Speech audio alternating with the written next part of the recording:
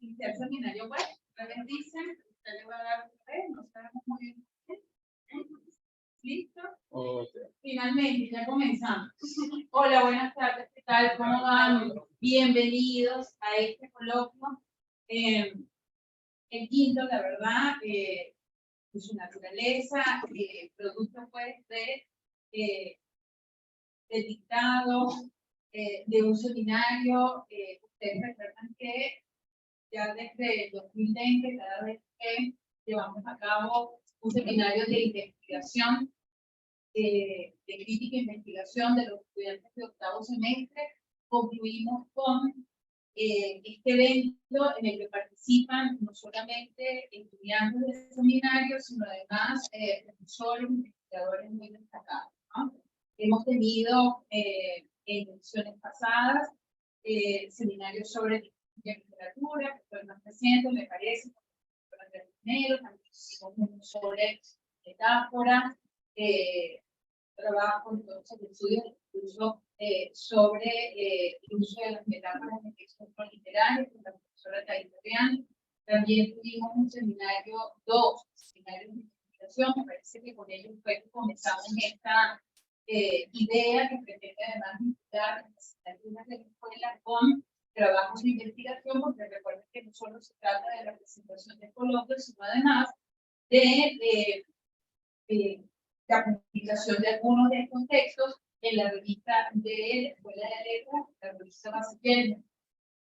Decía pues que habíamos comenzado con los seminarios del profesor Argenis sobre literatura venezolana contemporánea y en esta edición del año 2023 pues contamos con el seminario del profesor Pausides González sobre la vida y obra de Rafael Cadenas. Y bueno, nosotros estamos muy contentos con el trabajo en la escuela, además de que contamos con figuras muy importantes, el profesor Pedro de la Central y el profesor Gutiérrez Plaza de la Universidad de Oklahoma, pero también de la Simón Bolívar, ¿verdad? Sobre todo de la Simón Bolívar. Muy bien, bueno, bienvenidos y les dejo con el profesor Pausides. Muchas gracias por estar aquí todos. A ver, ¿se escucha acá?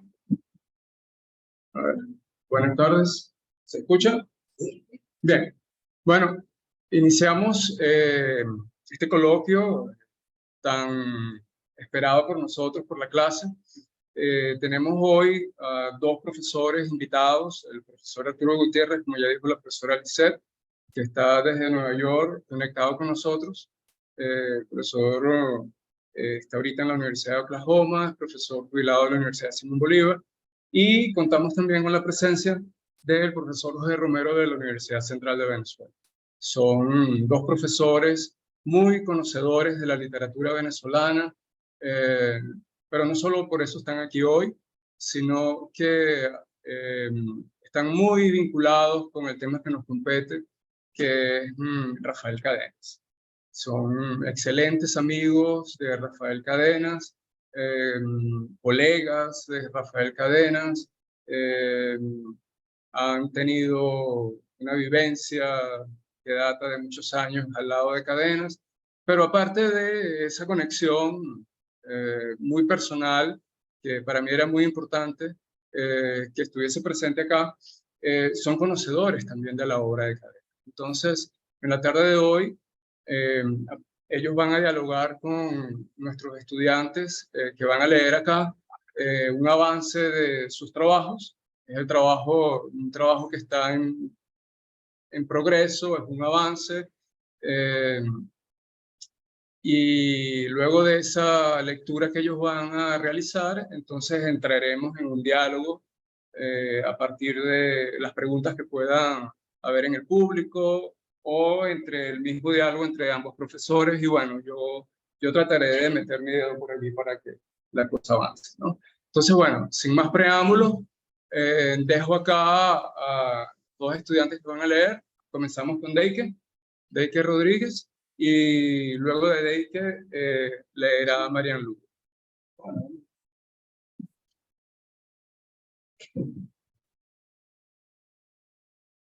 Hola, buenas tardes. Mi nombre es Deike Rodríguez. El título de la convención es Empujar al hombre, empujar al pueblo. Yo quisiera hacer una pequeña introducción Sabido analiza la obra poética de las Alcadenas, que va de los poemas de Fierro, que incluye en la poesía y en los puntos. Se tratará del proceso de despojamiento a partir de 4 ejes semánticos íntimamente relacionados en su obra poética: el amor, la identidad, la nada y la exactitud. Ahora bien, nos comencemos. En realidad, en literatura, caemos a estudiar los derivados. Una primera que el lenguaje usa su tiempo, víctima de su propia cita, de sus ideas, cuyo bus que empaña su alrededor y que vive, o va muriendo, en aras de su propio proyecto. El prejuicio, el afán de autoridad y el deseo de poder. Es un ser que no puede sentir más allá de sí y de sus primeras. Se trata de una relación con la realidad interrumpida por el intelecto y sus achuras. Esto que Cadena llama inversiones. La secundaria solo puede verse luego de haber despojado la vida, para ser más precisos, al sujeto de la realidad y el sabio. Esta realidad se suscita cuando el sujeto cesa el proceso ideativo y la mente gracia de contenidos deja de ser la mente de nosotros. Entonces, solo queda lo que percibimos. En toda la verdad de Cadena percibimos como la búsqueda de la poética de establecer una relación directa con la vida, donde los procesos intelectuales, ahora silenciados, permiten la inmediatez de la realidad, y lo fabuloso de los infinitos. Sin embargo, este despojamiento enfrenta dos problemas. El primero es una pregunta que está expresada como una paradoja que no resulta una existencia, y que aquí lo formulamos. Decimos, si la búsqueda es despojarse para ser uno con el vida, ¿qué tiene para decir el poeta y la palabra? Interrumpe el silencio, signo de la relación. Además, si el poeta debe despojarse de una música que la se viste, que decían y que también comprende no solo ideas, pero también memoria, imaginación y deseo. ¿Cuál es la identidad de dicho sujeto? Si es posible, bien, yo espero que no. Y en el presente ensayo nos acercamos a esta pregunta a través de una palabra clave de su y que llamamos identidad, el despojamiento. Para eso, como hemos semánticos, como su amor, como hemos mencionado, el hombre es una mirada turbia que impide recuperar el paraíso, allá en la realidad. Según Cadena, en la literatura, la búsqueda del poeta es un ir despojándose de cada producto ideativo, experimentar la vida en su totalidad. Esa claridad donde solo existe el hace invisible y el universo invisible. Una primera forma de acceso al estado es el amor. Amar implica de cualquier forma que se está hablando. Ese que no es útilmente, lo cual tiene que inexorablemente reducirlo para el mundo. El que ama, entonces, entregándole el señorío de sí a la madre. Soy tuyo y no te quiero amar. El amor que plantea Cadena va más allá de estas disposiciones cotidianas. Es pura atención, pura disponibilidad. De ahí que la voz poética y amante diga, ella espera solo amante. Ella, que no es otra más que la nueva realidad, espera que el amante se haya despojado de sí mismo para poder habitarlo. Se uno con lo otro entonces, cuando no se es nadie. De ahí que ya en el poemario Los cadáveres de la tierra se relaciona el amor con la destrucción. El amor se conducía con inocencia hacia la destrucción. Destruir, en este contexto, es sacrificar el ego, los ropajes, y la palabra sobrante, para tornarse imposible la vida. De manera que lo que busca el poeta es ser, como se expresa en memorial, fascinante disponibilidad, ausencia de amor. Esto incluso se extiende hasta la idea de la vida. La paradoja de ser la medida que ya no se es un mundo, es constante y padre, y es una idea que podemos mezclar a principios de la literatura. Un poeta es lo menos poético de la existencia, debe parecer identidad, desde el momento en que se ve continuamente la necesidad de ocupar el cuerpo de él. El poeta sería entonces el ser capaz de entrar en ese estado de incertidumbre y misterio, en el que no se hace uso de la razón, otorgando el espacio de existencia a las distintas relaciones de la vida, su verdadero valor. una de las voces interiores, por ejemplo, usted estaba intentando ayudar a la supra del monólogo interior que ha sido imposible para lograr, entonces, hacerse su. Dice la autora, tuve que disentir, ocultarme, desaparecer. Hasta el interior sería la potencia de ser recipiente de esas oraciones de la realidad, pero también de ser asaltado por las voces que la vida inmanente del autor. En este sentido, el vacío es posible multiplicidad, desde que los primarios sean habitados por tantas voces: el juez, el medio hombre, el amante, el dictador, el desterrado, el fracasado, el perseguido, el poeta, el monstruo, el buscador, el aprendiz, el sueño. Despojamiento, desnudez, ausencia, recipiente, vacío, son palabras relacionadas con otro elemento en la política de Dios, la nada. No hablamos de una nada negativa similar a la angustia o la existencia. La nada a la que nos referimos es una clase posible de misterio de una manera consciente. Sigamos. El esplendor que se desprende solo para manos vacías. En todo caso, la angustia que está en la puede mirar el producto de ella o de ser, o del apego que deja, lo que nos recuerda los caminos místicos. Es por eso que, hablándose, la voz poética dice: hazte tu nada, pleno, déjala florecer, acostúmbrate a lo mismo que eres, que tu cuerpo se determina. Hacerse la nada se convierte en un imperativo vital en que el sujeto debe admitir primero ser señor de nada. Sí, un solo átomo mío de su vida. Solo entonces pueden darse experiencias como la de los siguientes versos que encontramos en cuestiones. El amanecer encuentra tu rostro y lo golpean en sus manos. Ahora bien, la experiencia del vacío nos lleva, como el poeta en ese sentido de la mente, a preguntarnos: ¿sabías en tus adentros que los planos no bastan para que esculpir la palabra carentes? Se podrá oír diciendo: lo que nos requieren estos versos es la conciencia poética y la insuficiencia del lenguaje para lograr el misterio. Un problema que ya en los términos de la tierra, la voz poética revelaba al preguntarse: he recorrido en verdad los caminos que nombro. Si se anima a entrar en uno y más sin nombre con la realidad, entonces el hacer poético queda problematizado. Y se expresaba en la obra Ciclo, por lo que buscando sus sentidos, que para representar mi identidad con el otro es de carrera. Y lo que queda es una sombra de la raíz. De aquí que en la obra de Academia encontremos dos caminos que van turnándose con unidad, uno que va al silencio y otro a la exactitud. Ambos, si bien están relacionados, porque el segundo depende del primero, no se deben. El primero denota la primacía de la vida, como expresa Academia en las visiones. Cito: me siento lejos de toda petición. Hace tiempo dejé de dar primacía al arte sobre la vida. Una flor, para mí, más misterioso que el ausente de todos los planos. Si bien podríamos decir que son técnicas que están suficientemente alejadas de ese escepticismo que requiere, podemos ver una renuncia a las palabras en favor del respeto y la atención. Citamos: palabras no quiero, solo atención, atención, atención. En este poema, hasta los pasos calma. Lo que se queda aquí es el silencio ideativo y la apertura hacia el mundo. Este mismo verso es una aplicación de la medida. Citamos: calla, no voy más allá de mis ojos, me consta este alrededor. Lo que importa para la poética es sentir, ser ojos y oídos atentos. Atender a la realidad es, como dice Academia de la literatura, tener sentidos despiertos frente al milagro de la realidad.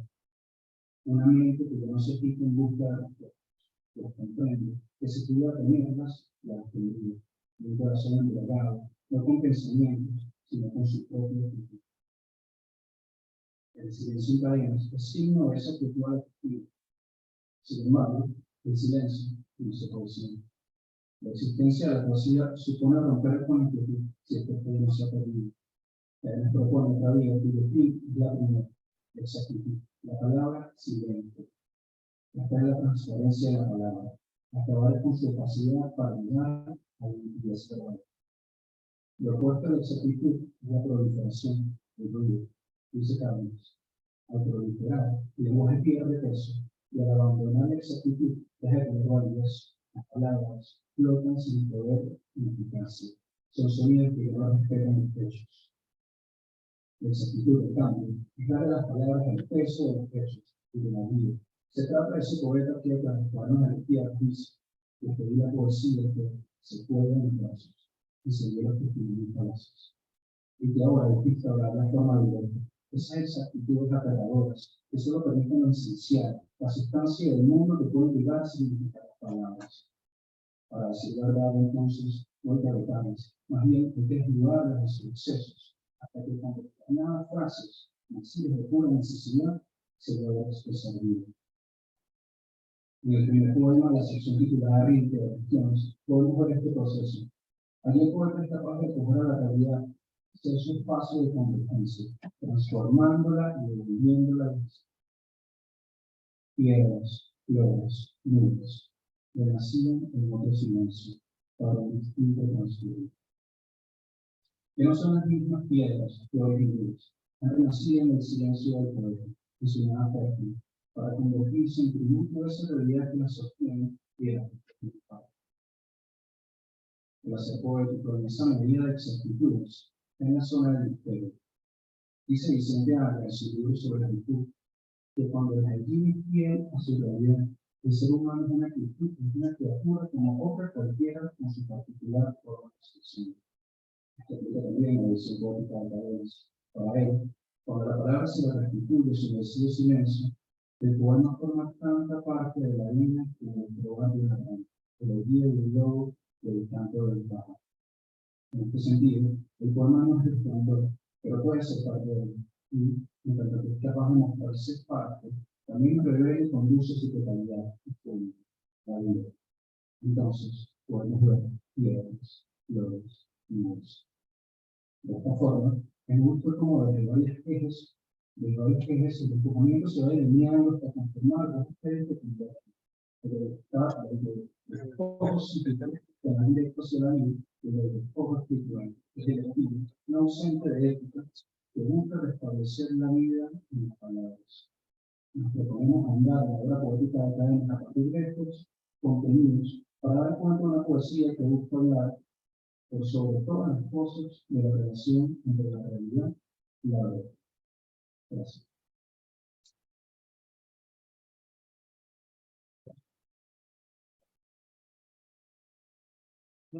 Bueno, por lo que...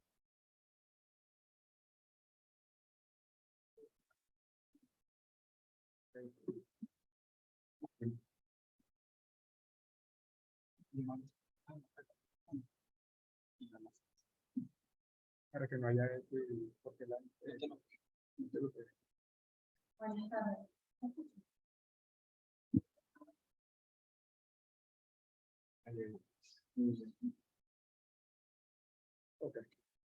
Buenas tardes. Mi nombre es Marian Lugo.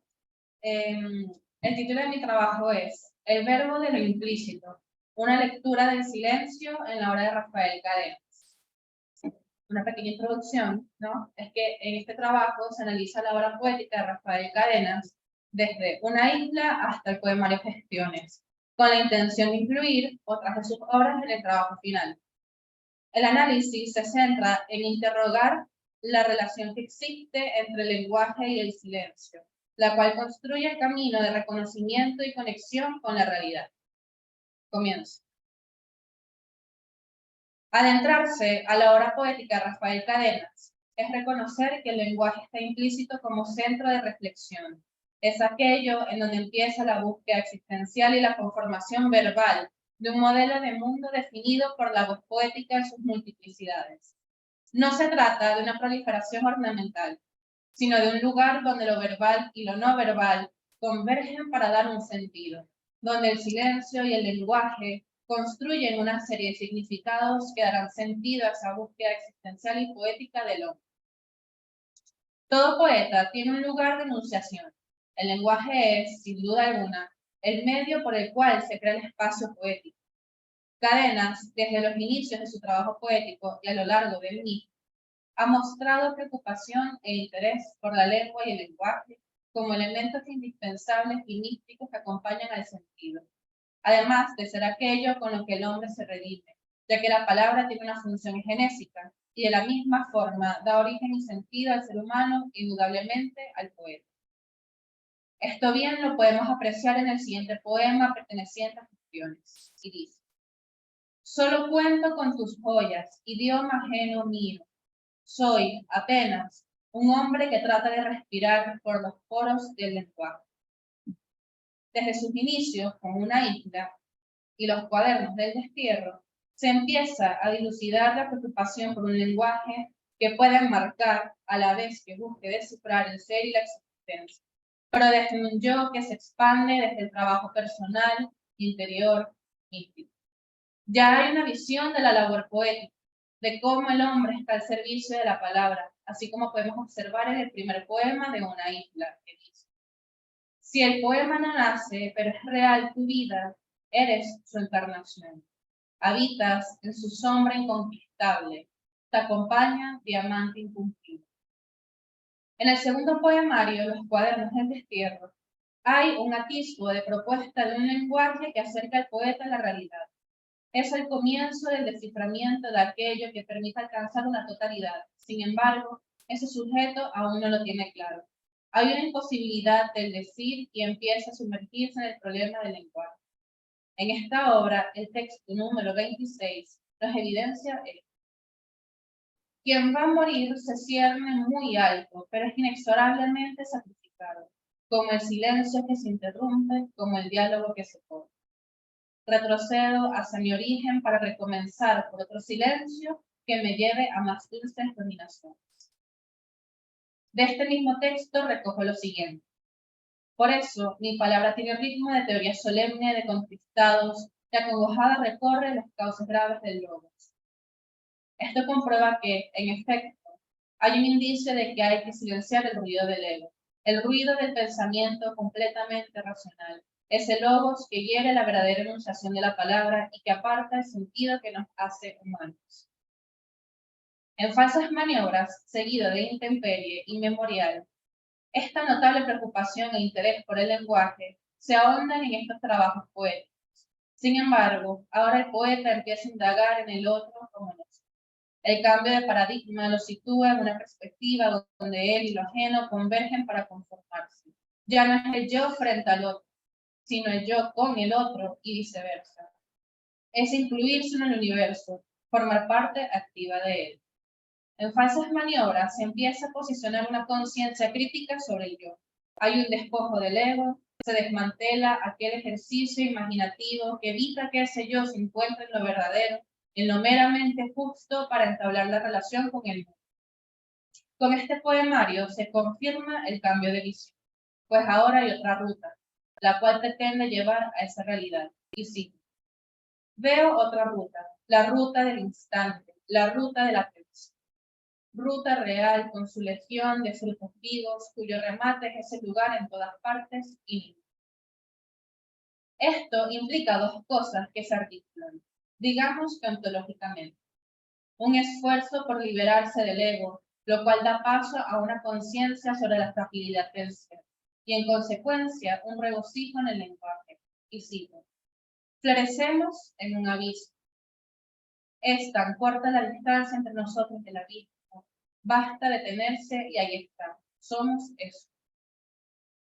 En cadenas, este lenguaje es entonces una aproximación a la verdad y al encuentro de aquello que desmantela el ego, para encontrarse consigo mismo desde una verdad dicha por el silencio.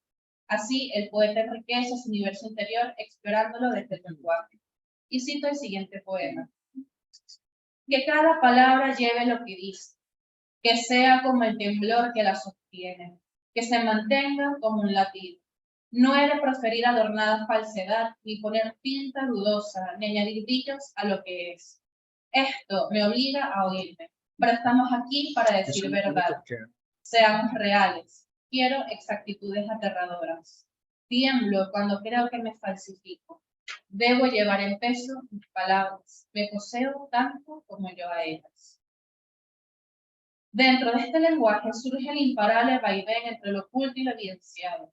De esta forma se expresa la necesidad de alcanzar el silencio. La construcción de significados que van más allá de lo que se observa en un primer plano. El verbo silencioso de lo real. Con esto reitero los versos del poema citado en el párrafo anterior. Estamos aquí para decir verdad, seamos reales, quiero exactitudes aterradoras. Así, Cadenas entiende la realidad como una totalidad del universo, la cual se alcanza al concientizar la relación que hay entre el sujeto y el objeto, entre ese poeta y el mundo. De allí surge la armonía. Entonces, para conectar con esa realidad, hay que lograr el silencio, el cual es concebido al sentir aquello que se requiere.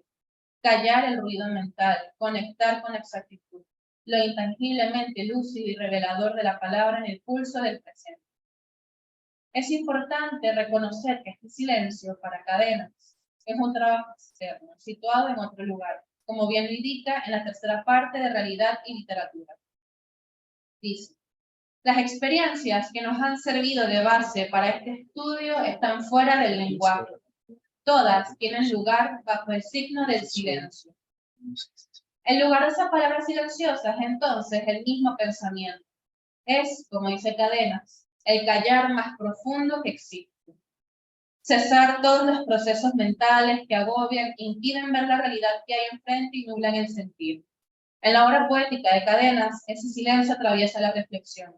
Genera un espacio de conocimiento y autoconocimiento, situando al poeta en la contemplación.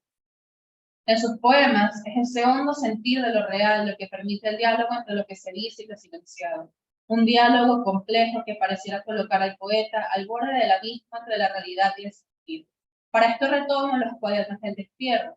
Aunque Nietzsche estaba empezando a confrontar esa inquietud de entender la relación entre el lenguaje, el silencio y la realidad, en uno de los poemas de esta obra citado anteriormente, se nos da la primera confirmación de esta complejidad. Y dice: exhausta está mi lengua, la matriz amante, derrotada, inútil, impotente. Es muy duro decir, es muy duro callar. Retomo entonces que es el diálogo entre lo que se revela y lo que se oculta. Es parte del lenguaje que nos acerca a los procesos místicos e interiores del ser y del poeta, los cuales son arduos y cito: si callas, todavía te oyes tú, el muy lleno, que nada vales, o solo vales en tu errancia. Como nadie responde, lo haces tú, pero antes, ¿cuántas noches tiene que atravesar luz? En ars poética de intemperie, voz de anotaciones, mirar de falsas maniobras, as if, e inmediaciones de memorial, el silencio, el espacio y la ausencia también otorgan. Construyen una serie de significados. Es un proceso interior que lleva al encuentro con la verdad. El ruido que se logra callar se encarna en palabras. Se habita un espacio que se enuncia desde otro lugar.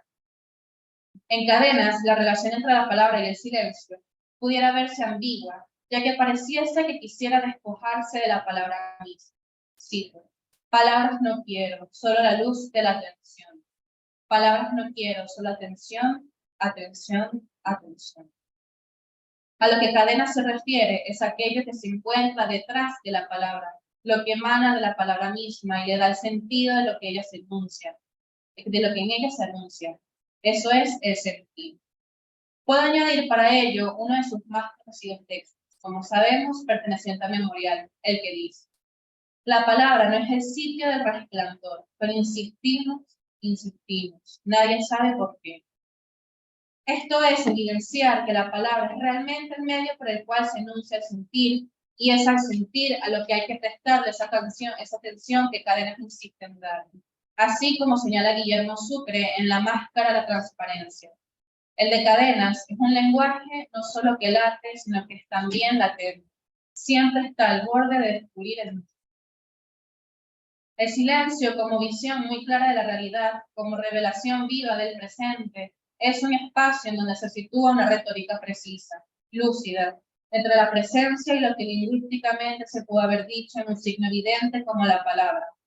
Esta forma de vacío, ese silencio otorgado al poema y al poeta, aunque puede verse errado, es fundamental para Cadenas en el proceso de la búsqueda de la verdad y del trabajo laborioso de la reflexión poética social.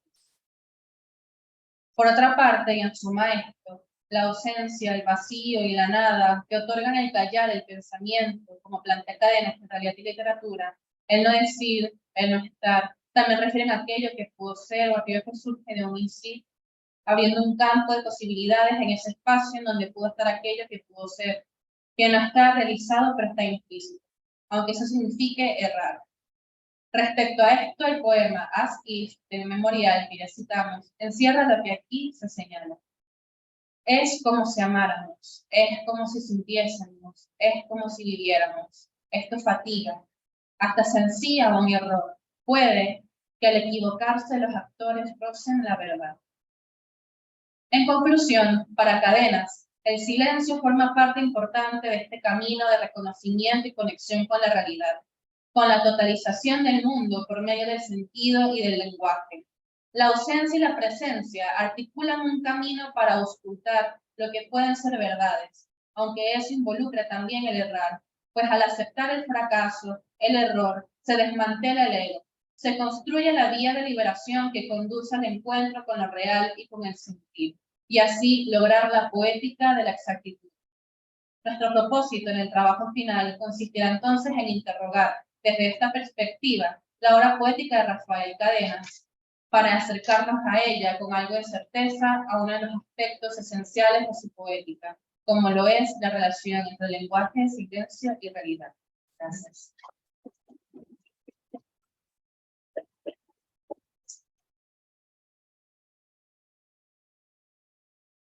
Gracias, Deike. Gracias, Marian. Bueno, un poco la idea de esa certeza y alcanzar esa certeza o acercarnos a esa certeza es en cierto modo el propósito de este coloquio, ¿no? Lograr la conversación y lograr el diálogo a partir de los temas que aquí se han expuesto con dos especialistas en cadenas. Entonces, bueno, nada, sin mucho preámbulo, quisiera darle la palabra al profesor Arturo Gutiérrez, a ver cómo podemos vincular estas dos lecturas de hoy. Entiendo que hubo un problema al principio de sonidos en el auditorio que estaba afuera, que está conectado, pero el profesor Arturo Gutiérrez tenía el texto, entonces podía llevarlo sin problema. Entonces, Arturo, te damos la palabra. Bueno, buenas tardes ante todo. Muchas gracias por la invitación a participar en este seminario. Una experiencia muy gratificante. Gracias a Liseda, a Pausides. Hola Jorge, bueno, estás por allí. Y felicitaciones a Deike, a Marian y a todos los que se encuentran en este momento, en este evento. Bueno, empiezo por felicitar tanto a Deike como a Marian por sus ponencias, que entiendo que son trabajos en avance del curso que están tomando. Creo que han explorado aspectos fundamentales de la poesía de Cadenas, ¿no? Aspectos que si bien son recurrentes o son frecuentes en el análisis de la obra, son siempre esenciales y siempre hay matices, ¿no? Y hay otras visiones que se van sumando desde otras lecturas, ¿no? Que creo que es el caso de estos dos trabajos, ¿no? Bueno, yo podría quizás hacer algunos comentarios complementarios sobre algunas cosas que se han dicho en las dos ponencias. No sé exactamente si esa sería la dinámica o hago preguntas. No sé, Pausides, ¿cuál sería un poco la idea? No te oigo. Nos interesan tus comentarios, sí. Ya. Bien. Bueno, en el Tengo trabajo... y podemos incluso tus comentarios articularlos, hacer la articulación con las ideas que tenga Jorge al respecto también, a ver qué le parece a Jorge, lo que tú comentes, y ahí vamos. Perfecto. Bueno, quisiera comentar en el trabajo de Deike, creo, especialmente, pues, él de algún modo teje el pensamiento de Cadenas del espacio ensayístico de su obra, en particular, especialmente realidad y literatura, con su propia poesía, ¿no? Es decir, hay vasos comunicantes evidentes entre su concepción de la poesía y el estudio, digamos, que ha hecho y el análisis que ha hecho de tanto poetas como temas vinculados con algunos de estos poetas, como el desarrollo de su propia obra, ¿no? En el trabajo específicamente en Realidad y Literatura, cuando Cadenas se detiene en el caso de Keats, de John Keats, que me parece que está muy bien elaborado lo que dice ahí Adeike, él también se detiene en esa categoría que Keats propone, la del poeta camaleón. Ese poeta que tiene la capacidad de hacer las veces de muchos otros, ¿no? Precisamente por esa falta de personalidad, esa anulación de ese yo que permite ser muchos otros, ¿no? Y me parece que es interesante en este sentido hacer una reflexión sobre el propio proceso histórico de la obra de Cadenas, ¿no? Una de las cosas que ha signado o que ha caracterizado, que ha sido frecuente al referirse a la obra de Cadenas, al leer la obra de Cadenas, esas múltiples voces que podríamos llamar influencias o poetas cercanos en un momento determinado de su obra cuyos registros se manifiestan en su propia obra, especialmente si pensamos, por ejemplo, en Cuadernos del Destierro, es muy evidente y además es muy, el mismo Cadenas ha hablado de esto, en la fuerte influencia que en ese momento tuvo la poesía de Saint John Perse, o la influencia evidente de Rimbaud, o la influencia evidentísima de Ramos Sucre. Es decir, lo que quiero decir que ahí de algún modo el poeta camaleón está el mismo Cadenas, de algún modo, y no se trata aquí del plagio, ni mucho menos, es simplemente la asimilación de una voz y la elaboración de esa voz que la hace propia, y a lo largo de su obra podemos ver eso, por ejemplo, cuando hablamos de falsas maniobras, se ha dicho tanto esto, ¿no? El poema Derrota, la cercanía con Pessoa, con el poema En línea recta de Pessoa o Tabaquería. Todo esto creo que también es una característica interesante, ¿no? Que lo que está postulando o sobre lo que está reflexionando en ese libro de ensayos en particular, se está dando también, y esto no es un asunto programático en Cadenas, sino un asunto, él también es lector de poesía y del mundo, y de ahí también ejerce la poesía, asimilando esto. Es evidentísimo, por supuesto, toda la influencia del pensamiento oriental en la poesía de Cadenas, ¿no? No podemos, bueno, ya lo hace explícito en uno de sus últimos libros, ¿no? Dedicado a Basho y otros poemas, ¿no? Entonces, esto no es nada que se oculte, ¿no? Entonces, esto me parece que es una característica muy particular de Cadenas, cómo va asimilando y reelaborando, y esto es un asunto que hace incluso de modo inconsciente en muchos casos. Yo por lo menos recuerdo, él ha insistido mucho, ese brevísimo poema que dice algo así como, tengo ojos, no puntos de vista. Eso él mismo ha confesado que eso no es de él, que eso es de don Juan Tenorio, y que él se dio cuenta mucho tiempo después de estar publicado de que eso no era de él, y que en una lectura que él hizo lo hizo propio y lo publicó sin saber que no era de él. Después se dio cuenta que no era de él. Entonces, en fin, me parece interesante esta idea del poeta camaleón y la conciencia que tiene Rafael Cadenas en relación con esta posibilidad del ser poeta y la vinculación que tiene con su propia experiencia poética, ¿no? Con respecto a otro, bueno, el tema del silencio, ¿no? El tema del silencio tan recurrente. Claro, aquí hay una dialéctica siempre irresuelta, ¿no? Que es como ser poeta sin palabras, ¿no? Es decir, obviamente es una imposibilidad y se insiste a lo largo de toda la obra sobre, si no se insiste sobre la imposibilidad, es implícita en toda la obra esa imposibilidad. Insistimos, nadie sabe por qué, ¿no? La palabra no es el sitio de resplandor, pero insistimos, nadie sabe por qué. Entonces, esta concepción que hay aquí, ¿no? Ese deseo de la experiencia mística, de inscribirse en una experiencia mística, que la experiencia mística supone la anulación de toda mediación para llegar a eso que se puede llamar Dios o misterio, o como él mismo dice, ¿no? Él mismo dice que eso no tiene nombre y que eso para él es el misterio, en fin. No, bueno, el Tao que puede ser nombrado no es el verdadero Tao, ¿no? Es decir, no tiene nombre. En todo caso, esa dialéctica del silencio y la palabra va a ser irresoluble en su poesía. Sin embargo, me parece que hacia el final de su poesía, bueno, no solo hacia el final, pero más claramente hacia el final, yo creo que también hay una suerte de conciliación, de aceptación y de entendimiento. Es decir, quizás en su primera parte, cuando en ese ensayo Realidad y Literatura, y hasta yo diría hasta Intemperie, Memorial, ya en la última etapa, digamos, de gestiones en adelante, yo creo que hay una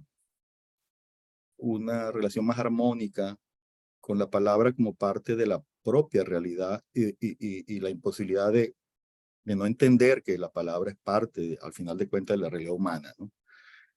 Entonces, hay varios poemas que yo diría que en los que podemos ver eso, donde esto tan tajante como que no quiero palabras, atención, atención, atención, se diluye o se matiza o se complejiza o se problematiza o se asimila de otro modo, y donde se acepta, hay más bien una aceptación, igual que hay la aceptación de que la única manera de estar en la realidad es aceptando que no somos más que vida en el mundo y ante el misterio del mundo. También creo que sucede lo mismo en su relación con la palabra, ¿no? Entonces, hay un poema que a mí me interesa particularmente, y yo hice una antología junto con Néstor Mendoza, un amigo poeta venezolano que está en Colombia actualmente y tiene una editorial que se llama Taller Blanco. Hicimos una antología que se llama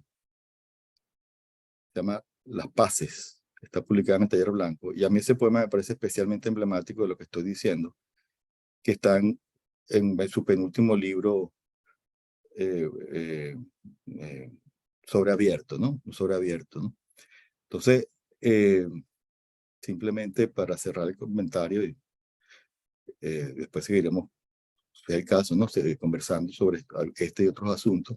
Quisiera leer ese poema como para abrir también esta inquietud, ¿no? Es decir, sobre el tema de la relación del poeta y la palabra. Es decir, ese poeta que aspira a ese silencio y que sabe que es imposible el silencio y que no le queda más que lidiar con la palabra, cómo también debe aceptar que ese poeta que quiere exactitudes aterradoras no depende de él, depende de la palabra y del poema. La palabra y el poema va a decir lo que la palabra y el poema debe decir. Es decir, esta relación compleja también entre el creador y la creación, ¿no? Entonces, voy a leer ese poema que dice así, porque entiendo además que por lo que vi en los trabajos, sobre todo esos dos últimos libros de un sobre abierto y sobre Basho y otros poemas, creo que no se han todavía considerado en el trabajo en progreso en que están, ¿no? Entonces este poema se llama Las Paces, dice así: lleguemos a un acuerdo, poema, ya no te forzaré a decir lo que no quieres, ni tú te resistirás tanto a lo que deseo. Hemos forcejeado mucho. ¿Para qué este empeño en hacerte a mi imagen cuando sabes cosas que no sospecho? Líbrate ya de mí. Huye sin mirar atrás. Sálvate antes de que sea tarde, pues siempre me rebasas. Sabes decir lo que te impulsa y yo no, porque eres más que tú mismo. Y yo solo soy el que trata de reconocerse en ti. Tengo la extensión de mi deseo y tú no tienes ninguno. Solo avanzas hacia donde te diriges sin mirar la mano que mueves y querer poseerte cuando te siente brotar de ella como una sustancia que se erige. Imponle tu curso al que escribe. Él solo sabe ocultarse, cubrir la novedad, empobrecerse. Lo que muestra es una reiteración cansada. Poema, apártame de ti. Entonces, me parece que ahí estamos ante un escenario donde hay de algún modo es el resultado de una larga lucha y la aceptación de la imposibilidad de vencer en esa lucha. Ese poeta que en un momento proclama solo quiero exactitudes, que proclama no quiero palabras, tiene que aceptar que está regido por palabras y que las palabras dicen cosas que él tampoco sabe, ¿no? Entonces, bueno, un comentario quería añadir a todo esto, digamos que lo que han hablado con mucha, digamos, gran lucidez, me parecen los dos trabajos muy bien elaborados y muy bien desarrollados.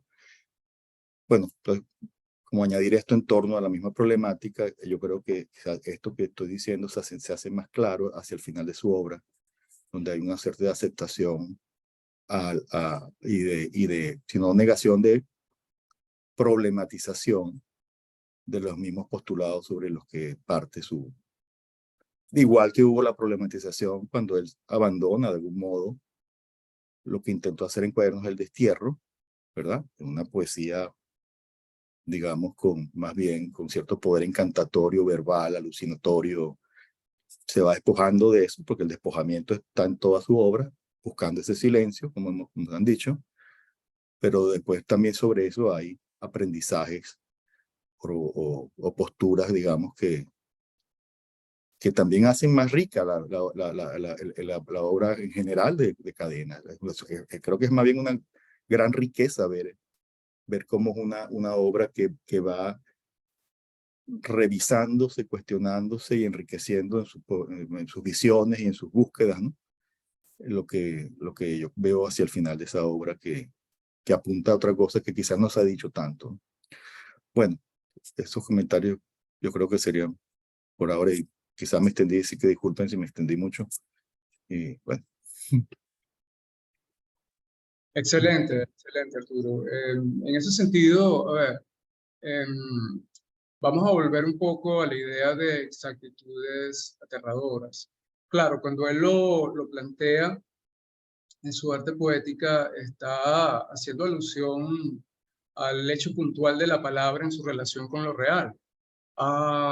Pero te pregunto, y también veo a ver si Jorge se integra a la pregunta. Podría pensarse, siempre tomando como punto de vista que en Cadena, y es lo que yo he notado, hay como una gran coherencia entre lo que ha planteado siempre en términos de reflexión sobre la poesía y sobre su poesía y lo que ha hecho, o lo que ha buscado, explorado, ¿verdad?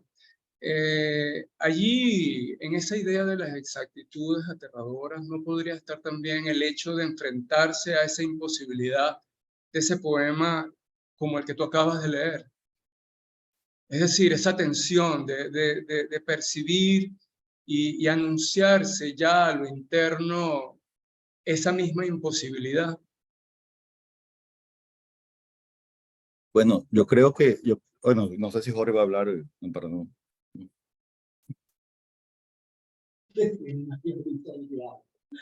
Nosotros ahorita, Jorge va a amenizar más esto cuando hable de Cadenas como poeta y como hombre, como amigo.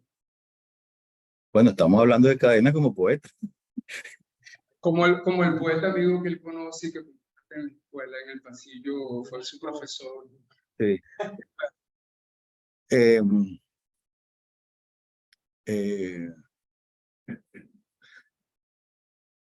Bueno, yo creo que sí hay algún matiz, ¿no? Distinto. Cuando digo quiero verdades, exactitudes aterradoras, ¿no? No quiero verdades, ¿no? Es decir, el hecho de quiero verdades y exactitudes aterradoras, yo creo que hay algún matiz distinto cuando dice, pues siempre me rebasa, sabes decir lo que te impulsa, yo no. Es decir, la palabra tiene ahora una potestad que pareciera no tener antes. La de la palabra habla. Y la aceptación del poeta que entiende que la palabra habla y que esa lucha no es que esté perdida, es que hay una aceptación de una naturaleza contra la cual se quería luchar justamente porque también hay otra cosa en la poesía de Cadenas, yo creo, que está toda atravesada por una concepción no solo estética, yo creo que impera más lo ético en Cadenas. Cadenas no quiere engañarse. Cadenas es un poeta donde la poesía es como también lo ha dicho en muchas partes, ¿no? Una forma también él dice en un poema, ¿cómo es que dice? Si no alcanzo a ser nadie, habré perdido mi vida. Es decir, ese vaciamiento, esa lucha contra el yo es la misma lucha contra la palabra, es toda forma de mediación que impide el contacto con lo real. Para toda esa lucha, lo que digo es una lucha también de orden ético, en el sentido de que si no alcanzo a ser nadie, habré perdido mi vida. Es decir, hay un deber ser. La poesía tiene un deber en relación con la propia vida, con darle sentido a la vida.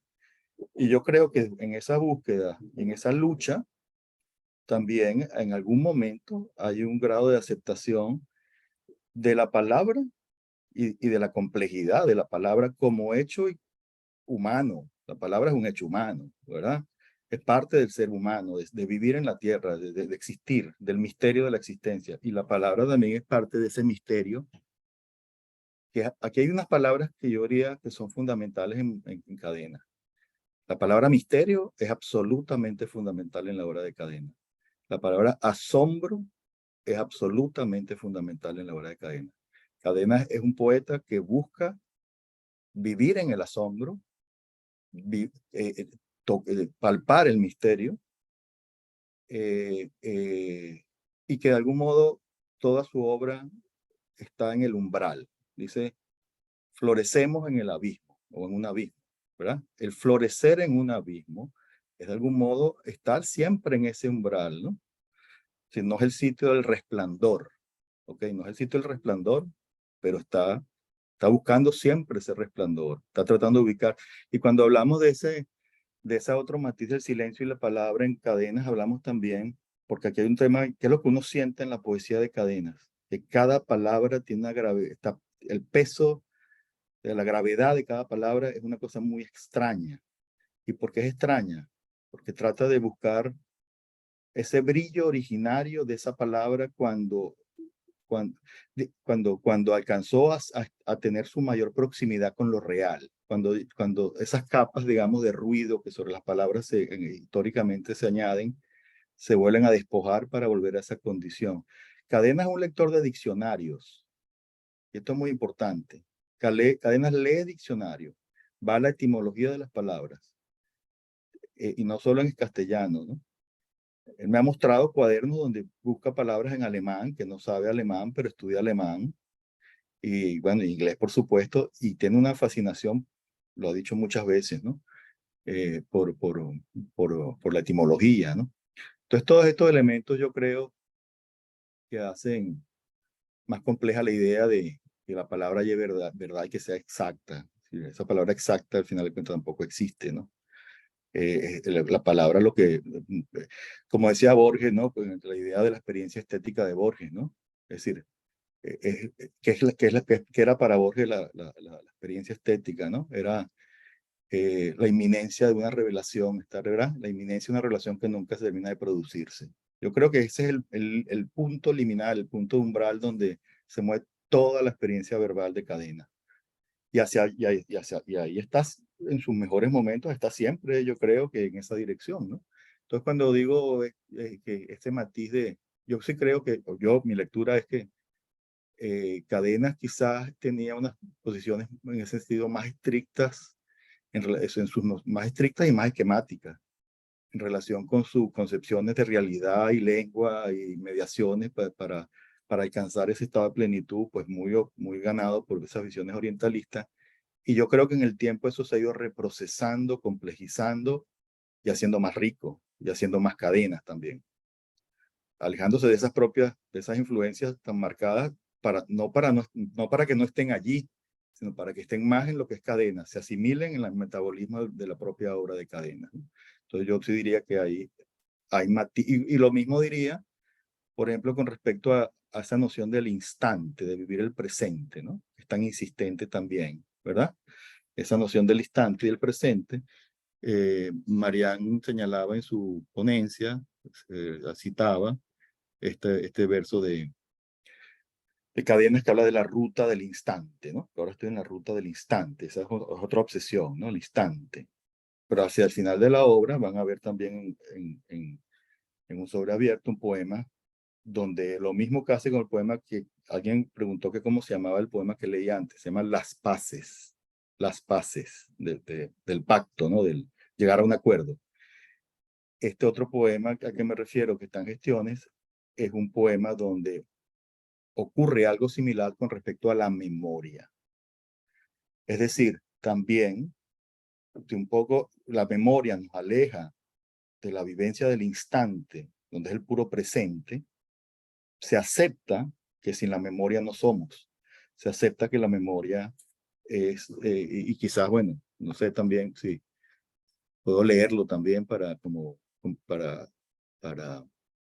ver si consigo el poema aquí un segundo. Puedo leerlo rápidamente si lo tengo por acá.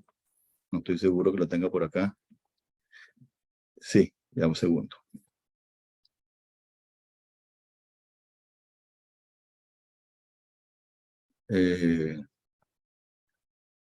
Ajá, voy a leer entonces este como complemento del anterior, que era las paces, referido a la memoria, de ese mismo libro, Un sobre abierto. Dice, de todas maneras, dice así, memoria apoderada del instante, memoria que tiñes lo naciente, memoria que te enseñoreas del vivir, memoria alimentada con la eternidad que no era para ti. Tú me has creado. No podré sostenerme sin tu peso, pero me secuestras. Tus rejas se extienden por mi cuerpo. No me dejas salir. Eres mi límite. Necesito una cara para andar entre la gente y es tuya. Contigo no hay nada. Sin ti no soy nada. Entonces esa aceptación, esa sensación de lo ambivalente, ¿no? De que quiero vivir al instante, pero a la vez sé que no puedo vivir sin la memoria y la memoria me hace y si a la vez me destruye, ¿no?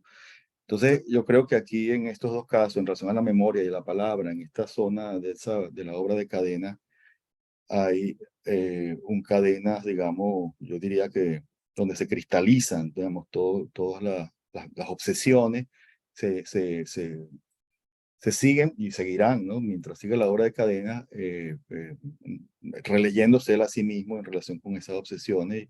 Insisto, pues creo que es una visión más compleja. eh, eh, eh, Creo que podría verse que una primera parte es más esquemática de su obra que esta, donde yo creo que se asimilan todas estas cosas y se problematizan de un modo mucho más profundo, diría yo. ¿Ya? Bien, has tocado un punto que esa palabra obsesión, ¿no? Ahí en su obra hay muchos elementos que tienen que ver con eso. Temas obsesivos que los desarrolla, los cambia, siempre en una constante exploración. Para darle la palabra a Jorge, quisiera utilizar ese mismo término, la palabra obsesión. En términos de personas, en términos de ese poeta que conoces, ¿cómo es el Cadenas? ¿Hay un Cadenas obsesivo que tú conoces? No creo mucho. No sé si obsesivo. Cuando uno le hablan, perdón, buenas tardes, gracias. Un poquito separado para que no haya eco. Sí, Arturo, no sé, hola Arturo, ¿cómo está? Hola, hola. Gracias a ustedes por estar aquí. Yo creía que no iba a haber más. Por ahora mi libro pasó. Gracias a Pausides por haberme tan amablemente invitado a esto que me parece muy peculiar, singular, de que un seminario se vuelva en un momento, no sé si todo el tiempo tan público, y que el estudiante tenga la oportunidad de desfogarse, de echar para afuera lo que conoce, lo que quiere conocer y bueno, los felicito por coraje, por su coraje, porque eso no siempre es fácil cuando uno es estudiante, cuando uno es tampoco es fácil. Pero no, ya le pagan por eso, poco, pero le pagan a uno por eso, por hablar en público. Pero el estudiante a atreverse a hablar y conocer, que conocen, pero otros no, me parece muy, ¿cómo se llama? General, pero muy bonito este mensaje de hacer digno de imitar. Me voy a llevar esto para mis previos por allá. Yo quería empezar con los chicos. Y bueno, primero Ok, que voy a decir, perfecto. yo creo, si por obsesivo uno tiene una idea de la obsesión y de los obsesivos muy mediáticos, también, ¿no? Muy de lo visual, el obsesivo es algo que no, la vida es muy desinflado. Si alguien en la vida te transmite inquietud, te podrías decir que es todo lo contrario. Si tú con Cadena puedes hablar de cosas que te sorprenden, que te pregunten, Derrida, por ejemplo, yo nunca me imaginé en Cadena que leía Derrida, Ujú. que leía de que son como cosas de las que me hablaba en clase, y te pregunto, y te preguntas si tú sientes a Derrida. No, profesor, a ti te inquieta que él te lo diga tan, de una manera para nada obsesiva. O sea, lo más, no voy a decir neutro porque es un hombre muy, la mirada curiosa, que te escucha mucho, entonces eso no tiene que ver con la neutralidad o con la taxa, no siente nada, pero es como, casi como un poco gestual, decirle muy atento y no parece obsesivo. A veces, es un gran nivel, una estrategia de la escucha, yo no sé si tan voluntario, pero yo a veces creo que sí, para ver lo poco obsesivo que es, a veces parece más bien aburrido, y no lo es para nada. Yo tuve la suerte, en el momento pensé que era un drama, dije, Dios mío, porque esto me tocó a mí, en mi concurso de posición, Cadenas fue el jurado, y yo no concursé solo, yo concursé con otro profesor, el poeta Eli Galindo, nosotros. Y era mi rebelde, porque solo el día más que yo era la profesora y no tenía una relación de amistad poética, literaria, con Cadena. Cuando me tocó a mí dar mi clase pública, que hay una parte que me pone una clase de 45 minutos, bueno, yo Cadena yo lo vi dormido. Y yo hablaba y era una mesa como esta. Él estaba allá y yo podía disimular. Ni él se estaba frente a mí obsesiva, así, obsesivamente, no me transmitió eso así. Y yo dije, pero qué mal educado. O sea, ni siquiera disimula atención para usar una palabra de él. Fue el único que me preguntó. Eran 3 profesores. La jefa del departamento, la profesora Vilma Vargas, Oscar Zambrano, una de ellas. El único que me hizo preguntas de lo que yo vi, pero tú dijiste en una parte, tú quieres volver a repetir eso si puede, tal cosa, los poetas del siglo XIX. Y yo trampa, dije, yo me monto. Bueno, pasó el tiempo y yo una vez le dije, y dijo, no, uno escucha aquí, uno no escucha con la mirada. Yo a veces escucho mejor si no veo. Tiene mucho que ver con todo eso de la certitud, ¿no? La certeza. Si yo voy a oír el que está hablando, a lo mejor yo hablo con las manos y mira de los niños, cerca, que me desconcentra, déjame moverme. Y yo no vi obsesión, sino aburrimiento. Después en mi trabajo de abstenencia, que además no es porque yo se dice porque yo ya estaba jubilado, por él de Cadena ser jurado. El único que corrigió una cosa que siempre yo digo que tiene que ver mucho con su poesía, las correcciones de Cadena. Yo no era estudiante, su trabajo de ascenso, uno no las veía. Yo me acuerdo, nosotros los estudiantes, que me puso 15, me puso 16 años, me puso 20, me puso tal, pero yo no veo en qué estoy mal. Entonces, uno de repente veía unas cosas subrayadas, pero con una decencia, yo quisiera copiarme eso. En lápiz, pero una marquita, que uno tenía, profesor, usted me marcó así, me recuerdo una, a mí que no se me olvida, que siempre se la repito a los estudiantes, el verbo en español reproduce al sujeto. Uno tiene necesidad de decir yo pienso, porque pienso ya te digo.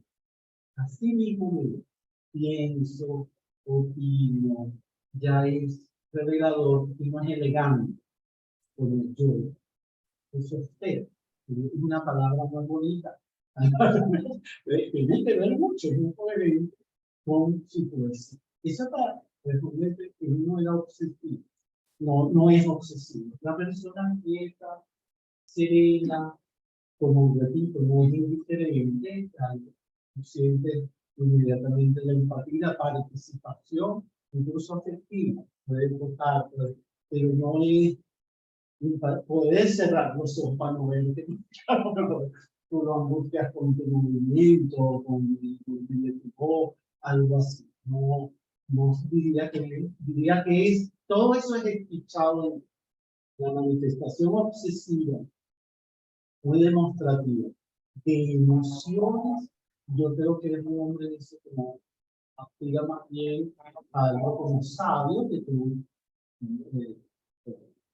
que haya la empatía, la identificación, la conversación, pero no así con los sentimientos, así que sería un temperamento, por ejemplo, de escribir. Yo sé que su poesía da para eso.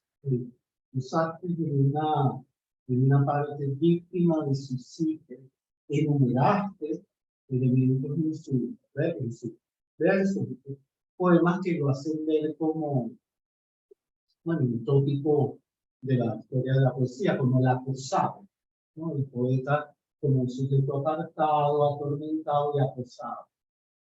Pero él no transmite eso. Yo siempre trato de decirle a los estudiantes, a los lectores de poesía, bueno, yo tuve un profesor que es un gran poeta, Pablo Mate, un Cervantes, que es todo lo contrario, no es amargado, además nunca tenía un humor, parecía, según él, es muy neurótico, pero no era un profesor que llegaba con la neurosis a la clase, todo lo contrario, más bien muy apacible, muy, yo no voy a decir que es tímido, porque no es así de la elocuencia, ¿no? Que como docente tuvo el reto de ser elocuente y comunicativo. Si uno ve su poesía, yo diría que tiene hasta éxito, pueden ser poemas hasta de éxito, la lectura de su forma, porque son muy transparentes, sobreabiertos, como dice Arturo, ¿verdad? Tú lo lees y hay comunicación ciertamente compleja, poética, porque son financiadas y tienen palabras, ¿no? Las palabras tienen aura, y la serie de palabras son series de aura. Yo creo que un reto tiene que ver mucho con lo que hablaba Arturo y lo que preguntaba Pauside, que comentaba Pauside. Bueno, ¿cómo hablo sobre el aura de las palabras? El aura, lo aura es oro, ¿no? Pero sin oro, sin oro, sin el baño de oro. ¿Cómo hay aura, pero que sea esa certitud, que sea, hoy es una palabra de los brasileños, que nunca acabé más de. No, pero una vez me habló, una vez yo le pregunté, ¿usted lee a los brasileños? No, casi nada. No, no. Habló de Carlos Drummond de Andrade, pero se lo conocía mucho. Decía, a mí me gusta mucho un poeta, Carlos Drummond. Sí, porque y me empezó a hablar de un poema que yo sabía buscar, que es el lechero, yo no lo conocía. Y me llamó mucho la atención el tema del poema porque es muy social. Un poema muy bello, pero social. Y eso me llamó la atención porque parece un tema como que no es tan cierto. Yo siempre digo que Carolina es atenta, a usar una palabra de natura, ¿no? Obsesivo, neurótico, amargado, todo lo que dice. Siempre cuento un poco como, es muy discreto, entonces siempre me siento abusador a contar esto que te lo contaba antes de entrar a Pauside. Cadenas no sabe bailar, igual le encanta. Modestia aparte, yo bailo. Yo bailaba con una alumna nuestra de la pero que quedó muy disposa. Nos frecuentaba en una fiesta organizada por el profesor Eduardo, que era el que dirigía el taller de teatro de la escuela, como ya con nosotros, y su grupo que eran estudiantes, pero actores. Entonces había una fiesta, que estaba María Fernanda Palacio, que sí, vale, estaba Rafael Cadena, que estaba. Pero él me veía bailar con Carmen, me veía con la chica de la que estoy hablando, y él en un momento al lado mío me dice, no van a bailar más. Y digo, bueno, pues ustedes que mejor hablar. Bueno, pero yo voy a estar con él, cuando baile, se me hace seco. Digo, pero es que yo nunca supe bailar, no me atrevo a bailar. Me da mucha pena, pero yo disfruto tanto. Es como que yo bailara a través de alguien que baile. La canción de los que abusó de ese verbo. Él sentado allí con ese muy, no cree que el poeta, él a mí me dice que los poetas no son ni tan aislados, ni tan ermitaños, ni tan amargados, ni tan nerviosos. Y si lo son, siempre tienen como unos recursos. Yo digo que la lengua, primero, la palabra, la expresión, el trabajo con la forma, ¿no? Y yo creo que es mucho, porque es muy de cuidado. Un verbo largo, como el cuadernos de izquierda, que son, yo vengo de un pueblo que un verso de verdad larguísimo, casi barroco, no por la negritud ni nada de eso, pero yo siempre me veo ese poemario que hizo en el 16. Yo nunca le pregunto, yo le hice una pregunta que tengo con el pendiente, ¿qué piensa él de el 16? Pero me pregunta como si sé que es tan histórico, tan surrealista, ese tipo de poemario, que tiene algo de eso, de lo surreal, y lo fue despojando, yo digo que es un trabajo con la forma, con la palabra tan exhaustivo que puede ser adaptador y psíquicamente, bueno, que tiene su lesión, pero yo creo que exultante. Finalmente es una forma muy acabada, ¿no? Que pasa por eso de los diccionarios, de esculpir algo tan breve, tan silente, pero que diga tanto, yo creo que debe ser un reto más fuerte para un poeta. Yo recuerdo de niño, que algunas cosas acá los chicos hablaban. Yo recuerdo de sus clases de silencio. No crean que siempre era agradable. No sé, no crean que siempre, ahora todos lo admiramos. Tú mismo, una vez salió de una vez, ¿qué? Porque soy un profesor, tengo que se está callado. Una vanguardia. Si no diera clase así, no es así. Es con el tiempo que uno, eso me lo dije una vez. Yo me acuerdo una vez, se cuento lo que estaba posible, yo, bueno, en la clase había un silencio, así de, Rafael Castillo pregunta algo parecido también. Y yo alcé la mano, pero así como cachamba, sí. Entonces yo agarré y dije, no sé por qué, yo cité algo de Eurico Francés Chambon, en un libro de estructura del lenguaje poético, bueno, que me había estado mucho impresionado, marcado, o me servía como muleta, qué sé yo. Pero él hablaba allí de los artículos de epítetos. Bueno, era un asunto, no llegaba a lo lírico, al poema.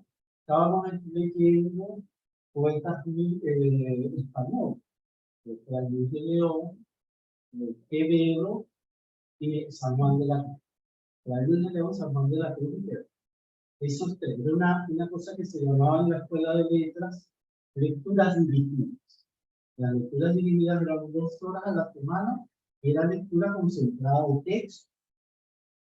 Siempre las grababa de poesía, Whitman, inglés, Keats, era sobre esos 3 poetas españoles. Pero no crean que acumulativo, de todo querido. Tornamos tales poetas. Eso nos pasaba de 3 poemas por poeta. O sea, de 3, 9 poemas, 10 poemas. Todos, detractores, podríamos decir, que es tan facilista. Y yo les suelto eso de Jan Poel, que dice en su libro que los epítetos distinguen, por eso son poéticos, y dan una marca poética al texto, o a ese fragmento, ese trecho del texto, porque distinguen o vuelven único lo que calificamos o lo que estamos expresando, Y yo digo esto, allá parece aburrido, más por eso sí. Dice, ¿qué diferencia tiene Atenea la de los ojos del Cristo de Edipo, en Homero? Luego todos los griegos la llaman Atenea la de los ojos. Dice, ninguno, igual, es una construcción de epíteto, es una cosa más bien colectiva, se no incluye nada, nadie es poeta, incluso yo quisiera oír de esta discusión, porque eso no está así. Pero en ese momento, yo me quedé así. Una cosa muy importante, que entonces ahora, como profesor, valoro mucho y quisiera siempre me viene cadenas a la mente cuando estoy curado en la tesis, o estoy evaluando, porque me parece el momento como más difícil de la docencia, ahí me viene a la mente. Nunca encadena, yo lo conté así, me parece así como nunca cadenas para criterios. Cadenas siempre te llama la atención sobre algo que puede ser un error y tú sales de ahí pensando, yo voy a leer eso porque pero nunca sales de allí pensando que me equivoco. Él nunca te va a decir que te equivocas. Eso no es así. Yo creo que eso no existe en el léxico. Eso no lo entendí, jamás. Yo recuerdo ya como profesor, la primera tesis de la que fui jurado, yo le agradecí siempre a Ignacio Macedo, bueno, era su cuñado, oficiosamente su cuñado de esa época académica, ella me puso de jurado de esa tesis, y yo no conocía la estudiante, y yo estaba empezando antes de 21. Y cadena me cayó. Y uno cuando es joven, y profesor, uno quiere como marcar, ¿no? Un punto que el profesor que no sabe, que te respete, que qué sé yo. Todos los complejos que tienen ahí. Y yo fui muy duro con la chica.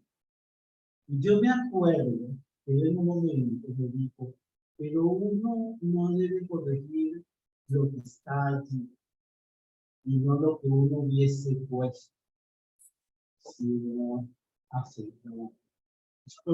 Siempre fue, yo digo, es otro frenazo de mano, ¿no? Yo me quedé así porque y siempre que corrijo, me viene eso a la cabeza, no, pero ya, este trabajo es hecho por este estudiante, esto es lo que dice. Déjame ver dentro de lo que dice cuáles son las incoherencias, cuáles son los efectos secundarios, porque no tenemos, ¿verdad? Porque los trabajos de me parecieron muy buenos. Una cosa que me llamó la atención de ti, que tú dices en un momento, pero el silencio no hace poesía.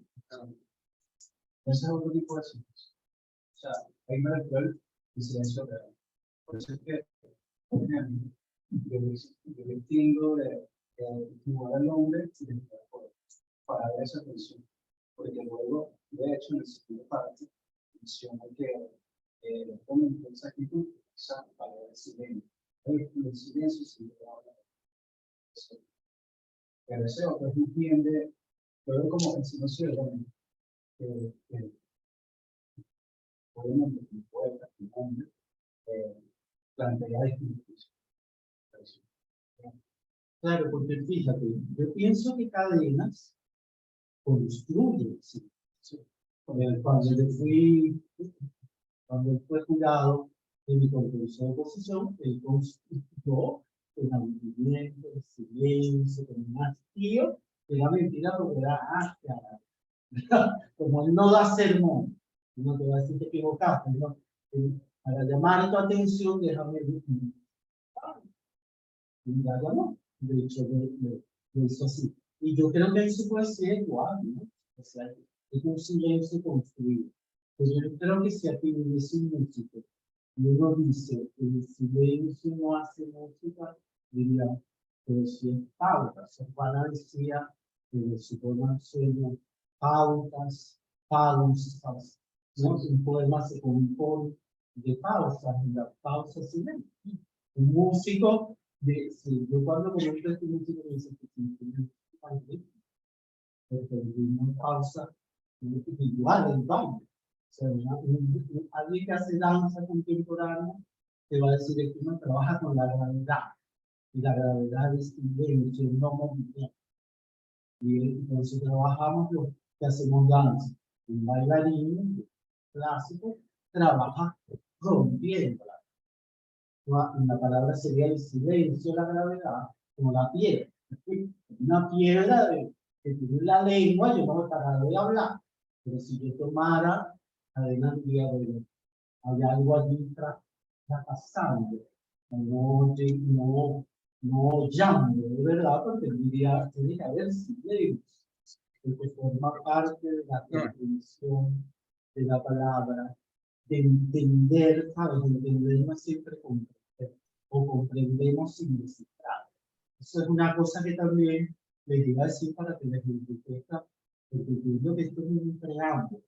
Cuando los meditan acabaron, ¿por qué dejarlos así? No voy a definir.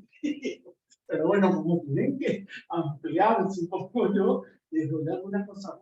Una cosa que vale la pena, bueno, yo ya mencionó, nombraste aquí, pero Pessoa es muy importante. Claro, Cadena no tiene la acción de la personalización, porque pues, se inventaba un nombre, apellido, que tenían doctores que se llevaban cargos. Eso es un caso que me pasa por ahí Cadena, no es obsesivo Cadena con eso, pero eso es muy importante para los poetas orientales. Eso está en la época. Yo he tenido que investigar mucho, por ejemplo, a Clarice Lispector, la narradora brasileña contemporánea, de la cosa del it, ese pensamiento o entendimiento que no pasa por comprender todo. No, es como algo así, ¿no? El animal.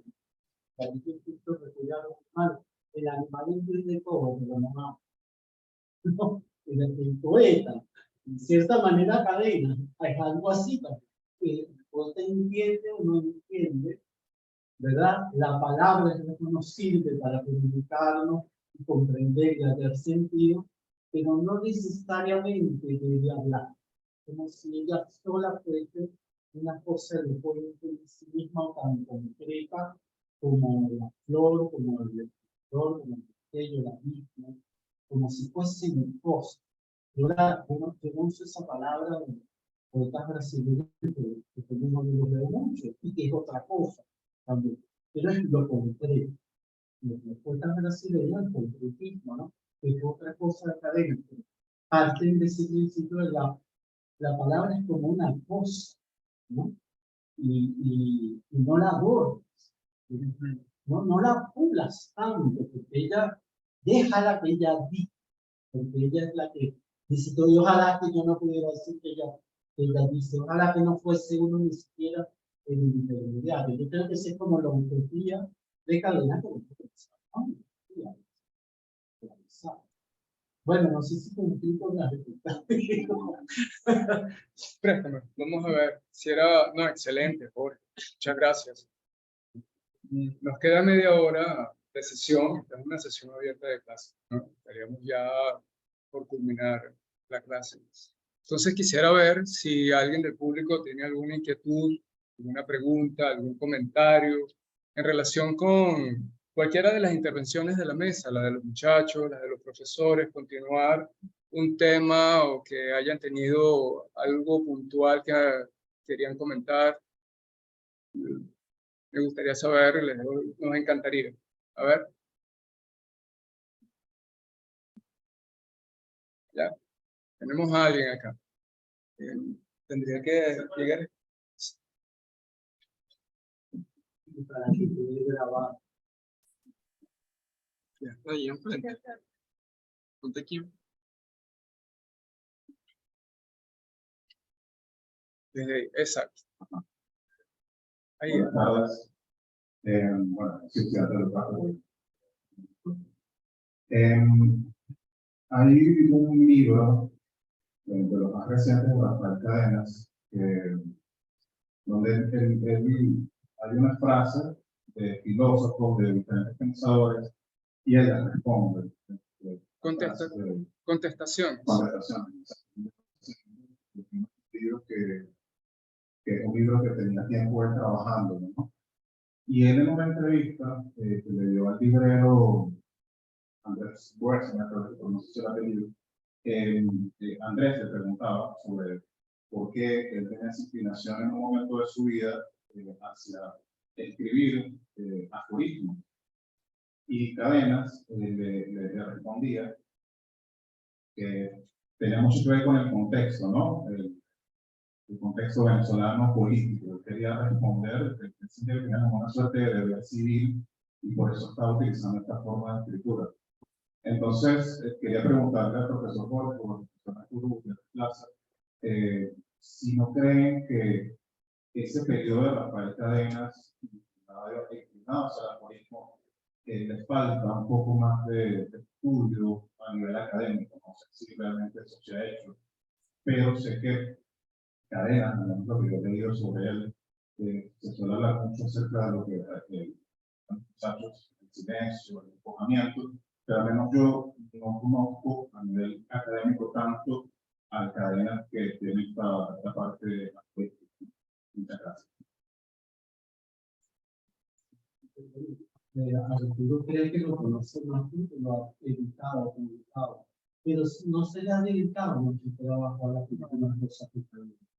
Es cierto que tenemos como una visión clásica de Cadenas, y en un hecho de Cadenas también un Cadenas clásico, que no siempre es así, ni siquiera en los poemarios más clásicos.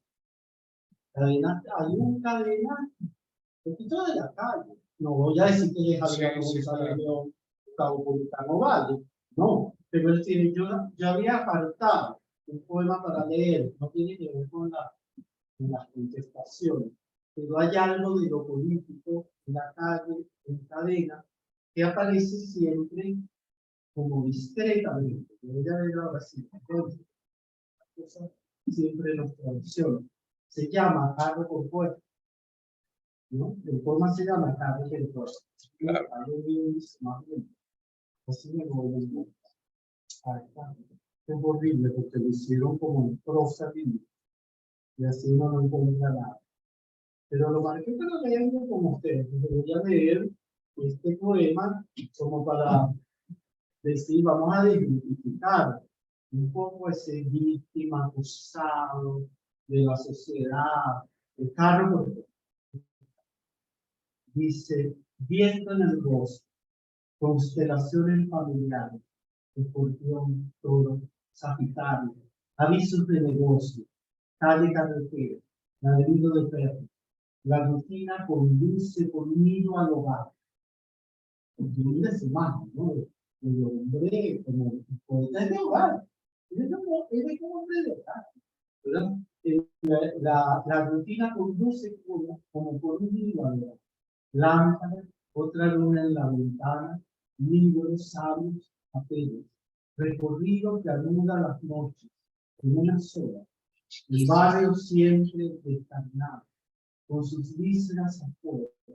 Todo eso eres, dilatada sombra. La separación es solo contra la figura de un ver. El carro opuesto, el autobús, la calle, la separación solo contra la figura de un ver. Yo siempre digo, bueno, ahí está el poeta de la masa, ¿no? Es discreto, porque nunca es lo político directamente.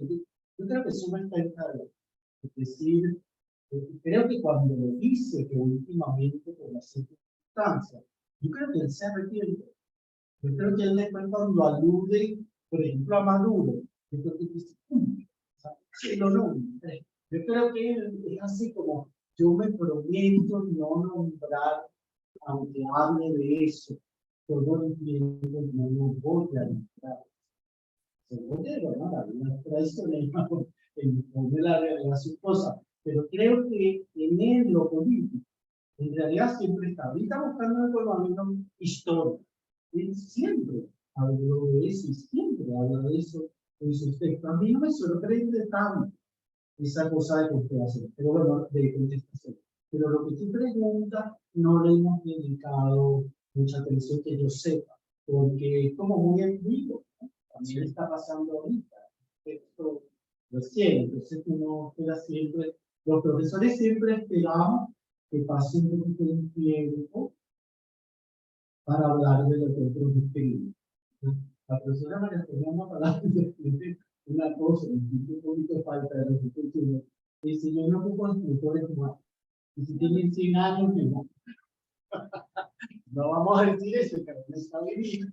Ojalá siga. Arturo, ¿tú qué comentas sobre contestaciones y los aforismos? Ciertamente, yo creo que incluso antes del libro Contestaciones, mucho antes del libro Contestaciones, hay un libro que se llama Dichos, Claro.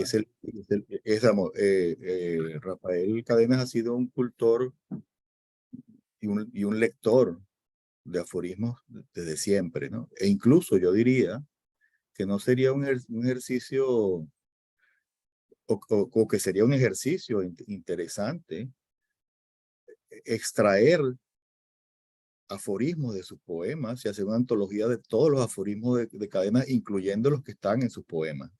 Es decir, es un escritor de sentencias, un poeta de versos que son sentencias en alta medida, ¿no? Es decir, es un poeta que, digamos, busca también, en muchos casos, versos que son contundentes en el sentido también de que llevan lo que dicen, ¿no? Que es parte de su poética, ¿no? Sin malabarismo, ¿no? Entonces, sí creo que ciertamente, disculpa, no sé el nombre del muchacho que preguntó, pero sí creo ciertamente que no hay un trabajo académico sobre esa faceta del escritor de aforismos, y digo que esos aforismos no solo están en el espacio abierto, digamos, en su obra al aforismo o explícito o manifiesto, sino que incluso en su propia poesía. Por ejemplo, recuerdo una antología de María Zambrano, que hacen todo un extracto de aforismos de María Zambrano, pero que ya no escribió como aforismos, sino que son parte de su pensamiento filosófico, ¿no? Que funcionan pues como aforismo. Yo creo que, bueno, también Cadena es un gran lector de Nietzsche, en fin, sí, yo creo que es muy cercana a su concepción de la poesía, porque Cadena, por otro lado, tampoco es un poeta para nada que se detiene en plantearse, bueno, qué tipo de poesía escribo yo, se afilia a qué familia, o al tema, al asunto estético, para nada. Es decir, es un pensador, un poeta pensador, que aunque huya de la ideación, que es una de las constantes también, le resulta inevitable el pensamiento, es decir, le resulta inevitable el pensamiento, ¿no? Entonces también hay otra dialéctica, ¿no? El poeta que quiere no pensar y no puede dejar de pensar, ¿no? Que quiere apartarse de las ideas y no dejan de surgir las ideas en sus poemas, ¿no? Son poemas llenos de ideas, ¿no? Entonces sí, yo creo que ciertamente eso es importante. Y en relación con contestaciones, que además hay un evidente impulso político, en el sentido de que son contestaciones a la historia, en muchos casos a figuras históricas, a figuras, es decir, no podemos no leer contestaciones, no podemos no verlo inscrito en la circunstancia actual venezolana, y vista esa circunstancia actual venezolana dentro de la historia de Venezuela y dentro de la historia del mundo, ¿no? Decía Jorge, y con razón, pues que él no ve obsesión en Rafael en el sentido que bien lo decía Jorge, ¿no? No es un tipo que tú sientes que es un neurótico, está en la calle obsesionado con algo y no para de hablar de eso, pero dentro de su calma y su tranquilidad y su silencio, yo hablo cuando no hay una vez que no hablemos por teléfono, que es con frecuencia, que la pregunta dice, ¿qué más ha habido? ¿Y qué más ha habido se refiere a la política en Venezuela, a la política fuera de Venezuela? Es decir, la política siempre ha estado y esas contestaciones tienen que ver en buena medida con esto. Ahora, se acaba de publicar en el Fondo de Cultura Económica, pero en España. El Fondo de Cultura Económica es España, mexicano, como saben, pero tiene una, digamos, sucursal española. Y el Fondo de Cultura Económica de España acaba de publicar una antología a propósito del premio Cervantes. Y en esa antología, yo tuve pues, el honor de hacer el prólogo, y esa antología, en la selección, la hace el mismo Cadenas y Paula Cadenas, fundamentalmente, ¿no? Y en esa antología se publican por primera vez poemas inéditos de la fase de su estadía en Trinidad, que no están publicados en una isla, que además es un libro, aunque era anterior a, que era de la misma época del Cuaderno del Destierro y esto, que fue publicado mucho tiempo después del Cuaderno del Destierro y se fue publicado, ¿cómo se llama? Mimeografiado ahí en la Universidad Central, 50 copias para los amigos. Bueno, esos poemas políticos son poemas políticos, se llaman poemas de Trinidad. En esa antología hay 4 poemas. Y voy a leer solo el primer poema, que pensemos que se está publicando por primera vez estos poemas, que son de esa época de Trinidad donde él estaba desterrado, ¿no? Por las circunstancias políticas venezolanas, y escribe estos poemas. Entonces voy a leer el primer poema y me dirán si tiene que ver o no tiene que ver con el momento presente. Se llama País. Te has quedado dormido entre espadas sin la prometida luz. Ninguna mañana viene a despertarte. Los militares son eternos. Ese es el poema con que abre la antología Florecemos en un abismo, muy anterior a lo conocido, es decir, a Cuaderno del Destierro y a una isla de esa época de la Trinidad. Entonces, el tema político ha sido una obsesión que no es explícito en su poesía, no es un poeta que leamos y decimos todos los decir la política en términos más explícitos está en su poesía, para nada. Pero Cadenas yo diría sin duda que un poeta angustiado toda su vida por el país, le duele el país y le ha dolido siempre, ¿no?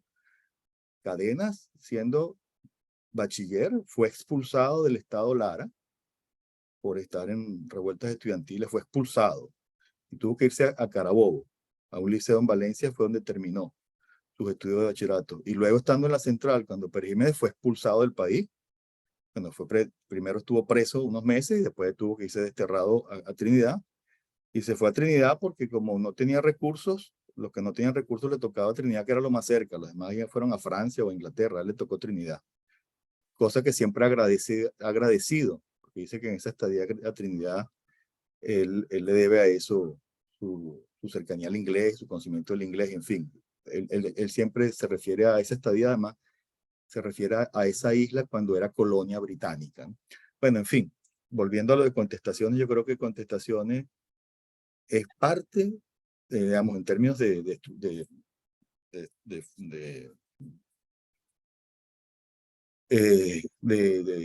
su factura verbal, digamos, el pensamiento sintético, digamos, que es propio de un aforismo, ¿no? De una síntesis de un pensamiento, de una idea, está en toda su obra.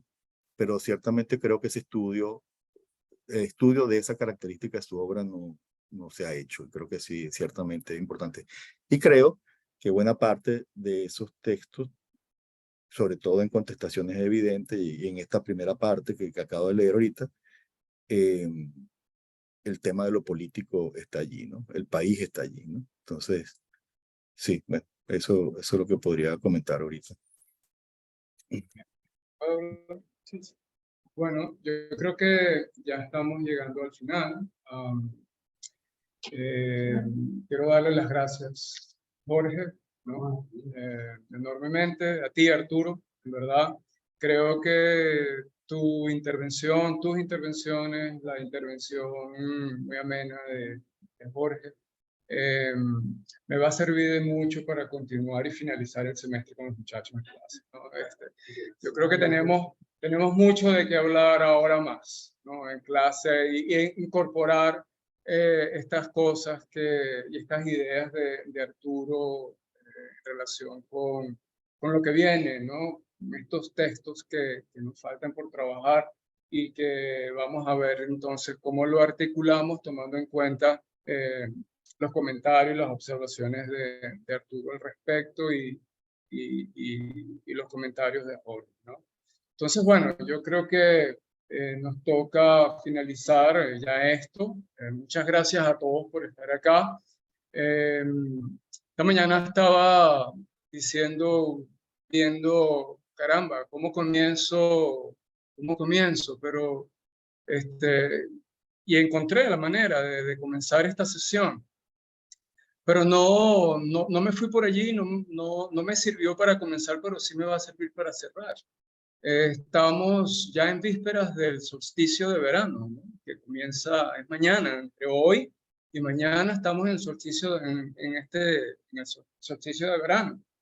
Y creo que no es gratuito que estemos haciendo esto justamente en un solsticio de verano, momento que tiene un fondo, en verdad también, como tú lo mencionabas,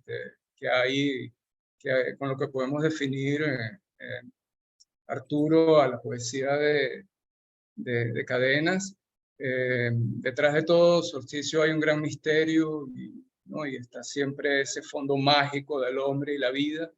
Y me parece muy bonito esa relación entre lo que pasa con la luz, ¿no? Y la palabra en un solsticio. Entonces creo que eh, eh, fue la fecha ideal para hacer esto, parece.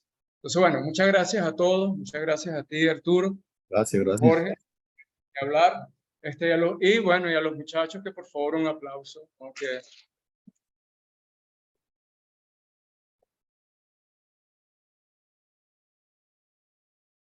Entonces, bueno, muchas gracias a los que estuvieron también conectados y bueno, fin de sesión. Hasta luego.